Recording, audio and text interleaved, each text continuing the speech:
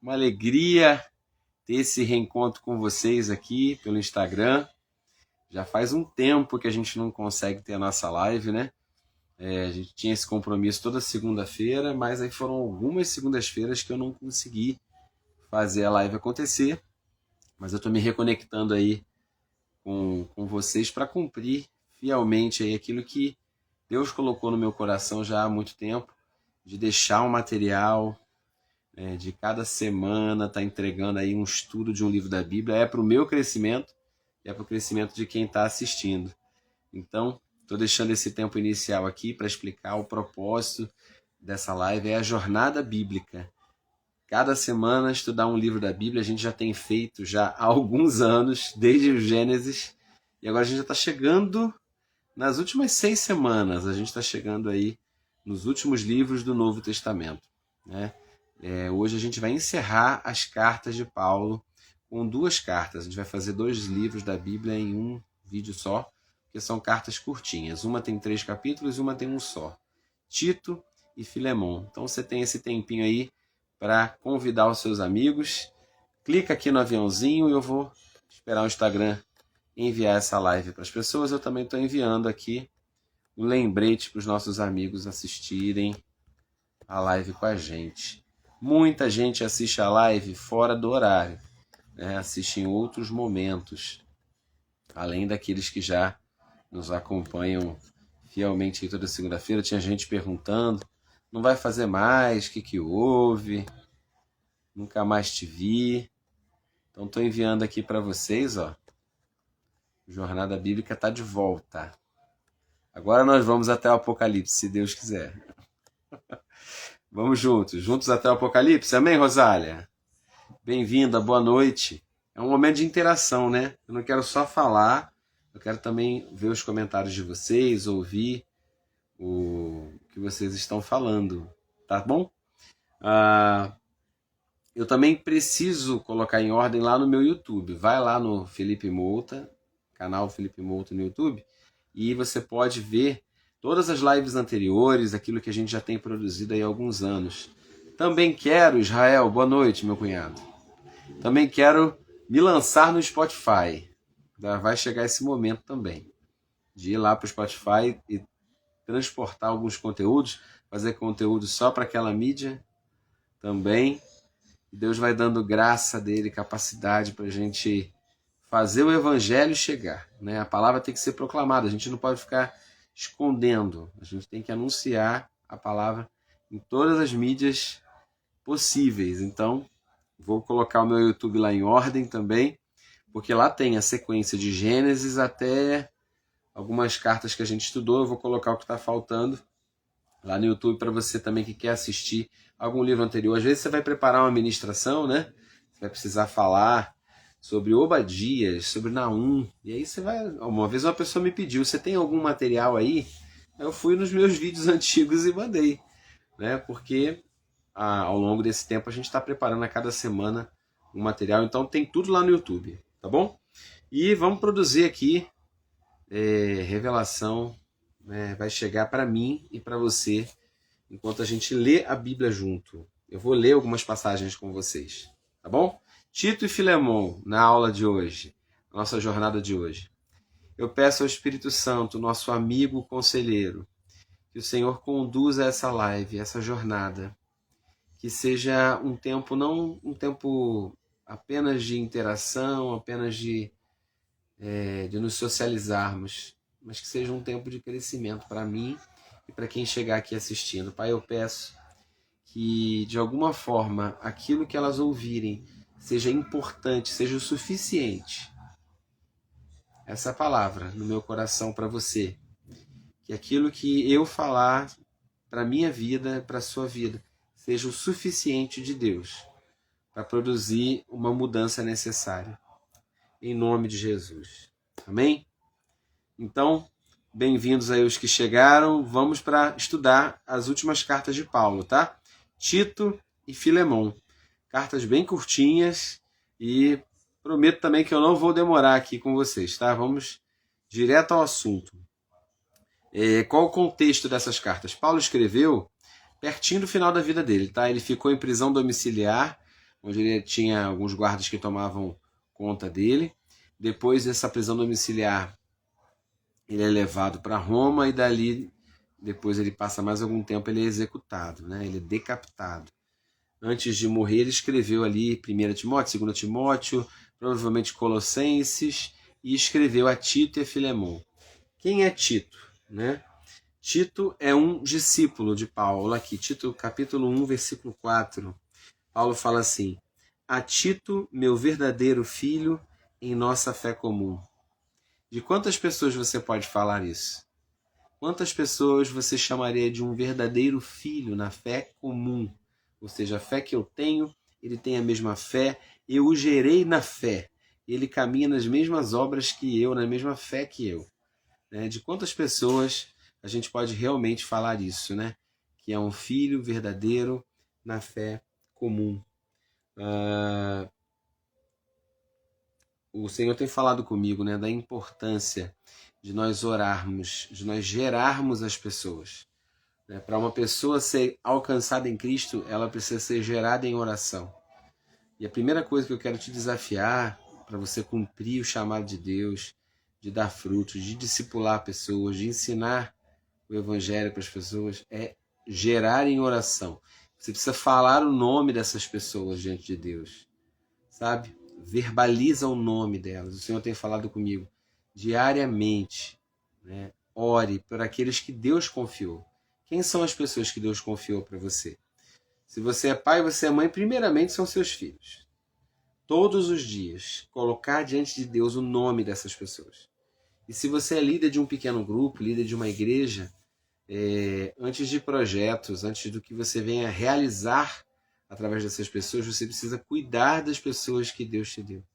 Então Paulo estava aqui na jornada de prisão dele, prestes a ser morto, mas ele se preocupa em zelar, em cuidar desse filho. Ele fala, né? E algumas vezes ele fala sobre gerar as pessoas como filhos na fé com dores de parto. Então, envolve oração, envolve gemidos diante de Deus, para lutarmos as lutas de Deus para gerar aquela vida, né, no Evangelho. Então, Tito é essa pessoa. Tito é responsável pelo quê, né? Paulo vai deixar Tito responsável por uma ilha, a ilha de Creta, né? É um território grego, né? Mas a Grécia naquele tempo ocupada por diversos povos, né? Às vezes, quando fala grego, a gente pensa que é um povo só, né? Mas diversas culturas ali, um caldeirão de culturas com a língua grega. Tito era grego. E sabe que coisa legal que eu aprendo também com a história de Paulo e Tito? Que Deus usa o missionário para romper uma barreira geográfica, né? Você que se muda, eu tenho, boa noite aí quem chegou, eu tenho pessoas aqui que me assistem que moram na Bahia, moram no Rio de Janeiro. Às vezes Deus te usa e te move de um território para alcançar um outro território. E lá naquele lugar você começa a dar fruto, você está cumprindo uma missão, né? Eu gosto de separar, só para efeito de estudo, né? O que é a diferença de evangelismo e missão, né? Evangelismo é a proclamação do Evangelho. E missões? Missões seria a gente romper alguma barreira para proclamar o Evangelho, né? Então, às vezes você vai romper uma barreira social dentro do mesmo estado, do mesmo bairro. Tem pessoas que têm uma diferença social da sua e você vai até elas com o Evangelho, uma diferença de idade, uma diferença geracional. Então o missionário ele tem que estudar como romper aquela barreira. Às vezes um idoso e um adolescente precisa romper uma barreira. Então quando Deus te confia uma missão, é para você estudar e romper barreiras. E às vezes esse romper barreiras envolve uma mudança geográfica, envolve uma mudança linguística, aprender o idioma. Então, Paulo é um missionário, ele é de formação judaica, ele tinha sido fariseu, e ele tem que romper a barreira para pregar o evangelho para um grego. Como era difícil para aqueles cristãos do começo pregar o evangelho para alguém que era, para começo de conversa, politeísta. Os gregos, né? Adoravam vários deuses, praticavam a prostituição cultural, se alimentavam de comida sacrificada. A gente vê a dificuldade lá no livro de Atos, se você perdeu, volta nas lives anteriores. A dificuldade de um judeu sentar com um gentio, né, para pregar o evangelho. Então, Paulo, ele prega o evangelho para gregos e ele alcança a Tito, né, que era grego. E onde eu quero chegar com essa história toda? Mas depois Paulo segue viajando e ele deixa Tito responsável pelo seu povo. Olha aí que coisa linda. O missionário, ele transpõe barreiras para pregar o evangelho, mas depois Deus vai contar com o natural da terra, com pessoas que são do próprio território. Então você alcança alguém e aquela pessoa que você alcança, ela é a pessoa mais capacitada porque ela já tem o jeito de falar com o povo dele. Ó, o Luiz está compartilhando comigo aqui. Ó. Jesus veio fazer missão, desceu do céu para proclamar as boas novas. Né? Jesus, ele também saiu da sua terra, ele rompeu, né? E às vezes a linguagem do céu, às vezes não, certamente não era conhecida pela terra. Ele teve que comunicar coisas espirituais com a gente. Aí ele falou sobre agricultura, sobre pescaria, ele adaptou o ensino espiritual para que fosse acessível para nós. Né? E agora, quando você estabelece alguém que já é do povo, é o que Jesus fez também, deixou ali os seus apóstolos enviados, e os apóstolos então deveriam continuar nas cidades comissionando pessoas. Então a gente precisa deixar onde a gente vai pessoas, né, que vão saber falar a língua daquele povo, que vão saber se comunicar com aquele povo, né? Jovens falam bem com jovens, mulheres adultas com mulheres adultas, idosos com idosos. Eles podem ouvir o evangelho de todos, mas quando alguém se identifica com aquele povo, se parece com aquele povo. Então Tito era grego e Paulo foi forjando esse filho na fé, para que quando ele saísse, Tito ficasse responsável por pregar ali na ilha de Creta. Olha o que ele diz no versículo 5, Tito 1,5. Para essa missão te deixei em Creta, para que você pusesse em ordem o que ainda faltava e constituísse presbíteros, de acordo com as minhas orientações. Eu acho muito legal como nessa igreja do começo, eles não estavam preocupados, olha, presta atenção no que eu vou falar, eles não estavam preocupados com o crescimento da igreja local apenas. Às vezes a gente fica pensando somente no crescimento da nossa igreja local. Mas a igreja do início, ela se preocupava com o crescimento do evangelho, com o crescimento da palavra. Eles não estavam falando apenas de uma igreja, né? A igreja do pastor Tito. Paulo está falando aqui para ele o seguinte: olha, eu te coloquei nessa ilha para que você coloque a ilha em ordem. Ou seja, a sua ação ela é muito além das quatro paredes da igreja, é para você colocar uma cidade em ordem. Então você vai atuar no mundo espiritual, no mundo natural, você vai cuidar das pessoas com a pregação do evangelho. E a palavra de Deus vai crescer na região. Naturalmente vai haver um crescimento numérico na igreja. Mas primeiramente a gente precisa fazer a palavra crescer. Né? Eu te coloquei em Creta, eu te deixei em Creta para que você pusesse em ordem o que faltava, para botar em ordem uma ilha. Olha no versículo 10 o que ele vai falar. Porque há muitos insubmissos, que não passam de tagarelas, e ludibriadores. Tem também na sua cidade? Tem. Então Deus te colocou. Tem na sua família? Tem. Deus te colocou na sua família, na sua cidade, para você colocar as coisas em ordem. Principalmente os do grupo da circuncisão, aqui ele está falando no versículo 11. É necessário fazê-los calar, porque motivados pela cobiça transtornaram casas inteiras, pregando o que não convém. Então a pregação deles é capaz de transtornar, mas você pode, pela sua pregação, calar argumentos. Um dos seus próprios profetas declarou: os cretenses são sempre mentirosos, feras malignas, glutões e preguiçosos. Está entre aspas, tá? Porque não é fala de Paulo, nem é fala de Tito, é fala dos pregadores que estavam transtornando as casas das famílias de Creta. Esse testemunho, Paulo vai dizendo, é verdadeiro. Portanto, repreende-os com toda severidade, para que se submetam a uma só fé sadia. não dando ouvido a fábulas judaicas, nem a mandamentos de homens que se desviaram da verdade. Vamos ler o 15 e 16. Para as pessoas puras, tudo é puro. No entanto, para os corrompidos e descrentes, nada é puro. Pelo contrário, tanto a razão quanto a consciência deles estão pervertidas. Eles afirmam que conhecem a Deus, mas por meio de suas atitudes o negam. Isso é forte, né? É o ateísmo prático. Pessoas que dizem que creem em Deus, mas pelas suas práticas elas se comportam como se Deus não houvesse. É o ateísmo na prática. As suas atitudes o negam. Por isso eles são abomináveis, insubordinados e desqualificados para qualquer boa obra.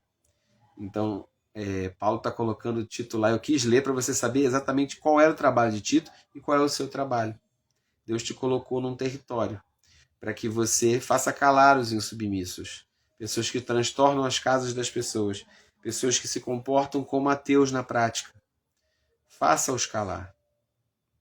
Prega a palavra e combate as heresias que você encontrar. Rompe barreiras ali naquele lugar. Que foi para isso que Deus te colocou ali. Amém? Essa carta deixa valiosas lições também para a igreja. No capítulo 2, ele fala às mulheres assim, versículo 3, 2:3. Semelhantemente, ensina seus maridos e filhos a serem equilibradas e puras, dedicadas a seus lares, a cultivarem um bom coração, submissas a seus maridos, a fim de que a palavra de Deus não seja difamada. Tanto tem se entendido errado a submissão da Bíblia, né? O que a Bíblia quer dizer com submissão. Submissão não é subserviência, não é você ser escravo de ninguém, né? É você estar debaixo da missão de alguém. É você amar, né? E você cuidar com o objetivo de glorificar a Deus. Mas o que me chama a atenção diferente nessa orientação de Paulo a Tito é que ele fala o seguinte, que as mulheres mais velhas podem ensinar as mulheres mais jovens. E aí ele vai dizer ensinar a amar seus maridos e filhos. Eu aprendo com isso aqui que o amor pode ser aprendido. O amor pode ser ensinado. E o amor pode ser aprendido. Então você que está aqui assistindo essa jornada, está aprendendo aqui que Paulo deixou alguém natural da terra, seu filho na fé, para pôr em ordem uma bagunça de ensinadores errados, de mestres errados, para ensinar mulheres mais velhas que devem praticar o amor e forjar e preparar as mulheres mais novas. Outra coisa também que ele ensina, no capítulo 2, versículo 11 ao 13, é sobre a graça de Deus. A gente tem ouvido falar nesses dias um ensinamento errado aí sobre a hipergraça, né? Pessoas que só falam da graça de Deus como um perdão genérico a tudo e qualquer coisa, e muitas vezes uma desculpa para pecar. Mas não é isso que é a verdadeira graça de Deus. Olha o que Paulo vai dizer para Tito, capítulo 2, versículo 11. Porquanto a graça de Deus se manifestou salvadora para todas as pessoas. Essa é a verdadeira graça. Ela se manifestou salvadora para todas as pessoas. Versículo 12. Ela nos orienta a graça. A graça ela não favorece os pecados. O amor de Deus, a salvação de Deus, no versículo 12, Tito 2:12, nos orienta a renunciar à impiedade e às paixões mundanas e a viver de maneira sensata, justa e piedosa nessa presente era, enquanto aguardamos a bendita esperança, o glorioso retorno de nosso grande Deus e Salvador Jesus Cristo. Sobre esse assunto eu também já fiz outras lives aí. Você pode assistir Romanos, Gálatas, Efésios e ler o livro do Luciano Subirá, Graça Transformadora, que é maravilhoso, acabei de ler. É bem grande, né? O livro mais teológico do Luciano Subirá que eu já li. Com diversas citações de diversos autores e fundamentando essa doutrina da graça. Paulo está falando para Tito, olha, a graça que muita gente acha que é um perdão e uma desculpa para continuar pecando, a graça, de acordo com a palavra, ela nos ensina a renunciar às paixões mundanas. Na verdade, a graça é a capacidade de Deus sobre nós. Só dando uma palhinha para vocês entenderem um pouquinho do que esse livro do Luciano Subirá fala, a gente é ensinado na nossa tradição cristã o significado de graça. Você sabe falar, né? Se eu te perguntar o que é graça, a gente meio que decorou. Não está num versículo bíblico, Mas a gente decorou, graça é favor não merecido. Graça é favor não merecido. A gente memoriza, né? Não está errada essa definição de maneira nenhuma. Eu não estou aqui para querer reinventar a roda, não. Tá certo. Graça, de fato, é aquilo que a gente não merecia. Só que eu quero apresentar uma definição um pouco mais ampla, ok? Que o Luciano traz lá no livro dele. Graça é a capacidade de Deus te levar para onde você não poderia sozinho. Então eu não poderia ser salvo sozinho. Eu fui salvo pela graça de Deus. Então a graça é esse poder capacitador de Deus que vem para que eu consiga me reconectar a Ele. Mas isso tudo vem dele. Foi a graça dele que se manifestou. Paulo vai dizer algumas vezes, olha, é pela graça que eu sou o que eu sou. É pela graça que eu prego, é pela graça que eu ensino, é pela graça. Então não é apenas na salvação que a graça se manifesta. A gente está lendo aqui em Tito que é a graça que nos ensina a renunciar aos pecados. Então a graça ela não apenas é salvadora, mas ela também é capacitadora para eu vencer o pecado. E ela também é transformadora. Porque a graça, a gente vai ler depois na carta a Filemão, a graça é capaz de produzir uma verdadeira conversão, onde um ladrão pode se tornar uma pessoa regenerada em Cristo. Né? Então a graça ela não é uma desculpa para continuar pecando, de maneira nenhuma. A graça ela pode te levar onde você jamais conseguiria sozinho. É a graça de Deus operando em você, não é você, é a graça de Deus em mim. Paulo fala isso algumas vezes. Não eu, mas a graça de Deus em mim. Então essa graça que nos também ensina a renunciar paixões. Essa graça que nos capacita. Amém? Deixando uma parte desses ensinamentos aqui de Tito e já entrando nos ensinamentos de Filemão. Filemão, gente, é um livro que tem uma folha na sua Bíblia. E eu vou ler o assunto principal dessa carta. É uma carta bem pessoal. Paulo não está escrevendo para um pastor de igreja. Ele está escrevendo para um senhor que tinha escravos ali, empregados. Né? E provavelmente Filemão, ele tem ali um escravo chamado Onésimo, que é um exemplo ali que a gente vai usar hoje da graça de Deus e do perdão. E eu quero de alguma forma te provocar a ser um perdoador também e alguém que manifesta a graça de Deus com os outros, porque você recebeu a graça. Filemão tinha um escravo chamado Onésimo. Filemão provavelmente tinha uma reunião de igreja na sua casa. Você já abriu sua casa para uma pessoa que te roubou? Você já abriu sua casa para alguém que te caluniou? Você já fez o bem para alguém que te fez mal? Você já foi traído? Então Filemão tinha ali entre os seus empregados alguém chamado Onésimo, que furtou, a gente vai entender isso pelo contexto, furtou alguma coisa da sua casa e fugiu. E na cadeia, quem é que ele conhece? Paulo. Paulo pregava para os carcereiros, Paulo confundia o juiz que julgava ele, e Paulo também convertia os outros prisioneiros. Onde ele estava, Cristo era anunciado. E Paulo converte Onésimo na prisão. E chega a hora onde as pessoas que são realmente regeneradas, elas precisam voltar e consertar o que elas fizeram. E Onésimo precisa voltar para Filemão. E aí Paulo vai fazer uma carta.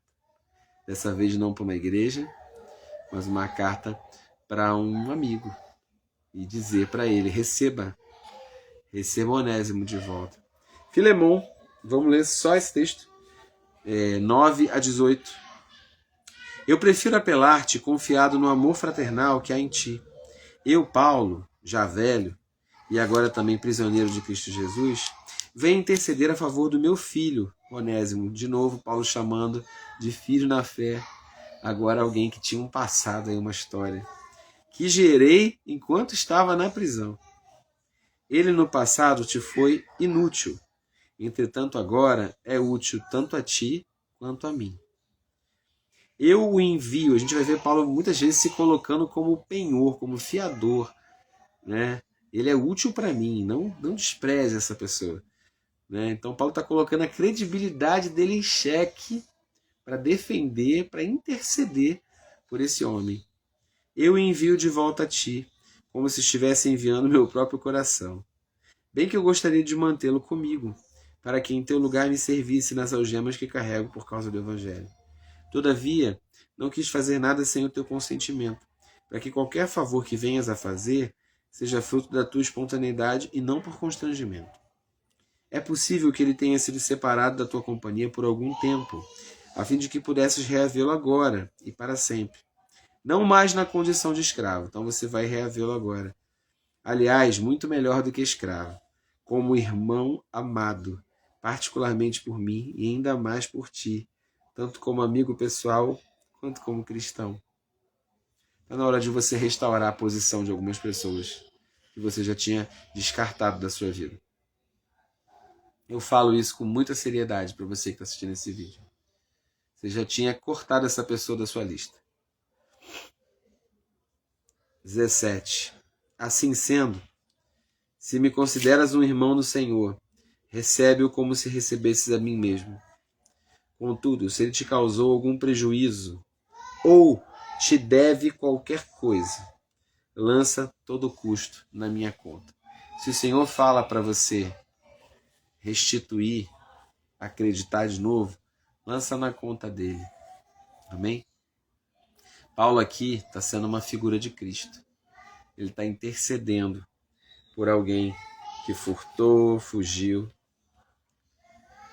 E Paulo aí é um fiador de um novo contrato. Olha, ele não volta mais para você como escravo. Agora ele volta como irmão amado. Né? Então existe uma nova aliança agora que está sendo firmada. E Paulo se coloca como intercessor desse irmão, figurando aí o próprio Cristo, que é o mediador, né? O intercessor de uma nova aliança. Porque nós também abandonamos a Deus, fugimos e éramos escravos. E agora voltamos, não mais como escravos, mas num novo contrato, numa nova aliança. Então, assim como a gente recebeu de graça, que você receba de graça. Essas cartas estão totalmente alinhadas com o espírito do Novo Testamento. Você sabe que eu estava lendo nos Salmos, né, Davi pedindo a morte dos seus inimigos, pedindo que os dentes dos inimigos fossem quebrados. E às vezes a gente tem vontade, né, de pedir para Deus quebrar os dentes dos nossos inimigos. Mas entre os Salmos de Davi e Mateus, quando fala, olha, se o teu inimigo te bater numa face, oferece a outra. Ore pelo que te persegue, bendiz o que te maldiz. Entre os Salmos e Mateus, o que aconteceu? Jesus. Uma nova aliança. Então, eu rogo a você, eu te apelo, que você também, como recebeu o perdão de Cristo, libere perdão sobre pessoas. Eu oro agora, Pai, em nome de Jesus, para que essas palavras sejam espírito e vida e que elas sejam colocadas em prática pelos nossos irmãos. Eles não podem apenas olhar as histórias de Paulo, de Tito, de Filemão, tantos conselhos, tantas palavras, que a gente coloque em prática, Senhor. Que a gente tenha a oportunidade de, no dia de hoje ainda, no dia de amanhã, restaurarmos relacionamentos e pessoas quebradas com a proclamação do Teu Evangelho. Senhor, coloca Filemão no lugar certo de perdoador e coloca Onésimo, Senhor, no lugar certo de alguém que vai ser restaurado. Pessoas, Senhor, que estão fugidas, arrependidas, que elas possam encontrar a verdadeira conversão, a verdadeira graça transformadora. Em nome de Jesus. Amém. Boa noite para você que chegou aqui. Em algum momento dessa live, alguma palavra alcançou seu coração. Se você quiser voltar do início e assistir, falamos hoje de Tito e de Filemão. Foi bem rapidinho, 4 capítulos só, né? 3 em Tito, 1 em Filemão. Agora, semana que vem é um estudo mais denso. Nós vamos para a carta aos Hebreus, tá bom? Essa aí é para você pegar papel e caneta. Meus alunos aí de Antioquia, Ayrton, não falta, viu? Vamos estudar a aliança de sangue aí nessa carta aos Hebreus. Meu Deus do céu. Então, esteja preparado para aquilo que Deus vai falar ao seu coração. Como eu sempre digo, a jornada não é um lugar de informações. Eu quero que essas palavras sejam praticadas na vida de vocês. Amém? Vou deixar essa live salva, ela vai ficar aqui no meu Instagram. Depois eu vou colocando tudo lá no YouTube para você assistir as lives anteriores. E nós vamos aí, até o final do ano, terminar a Bíblia.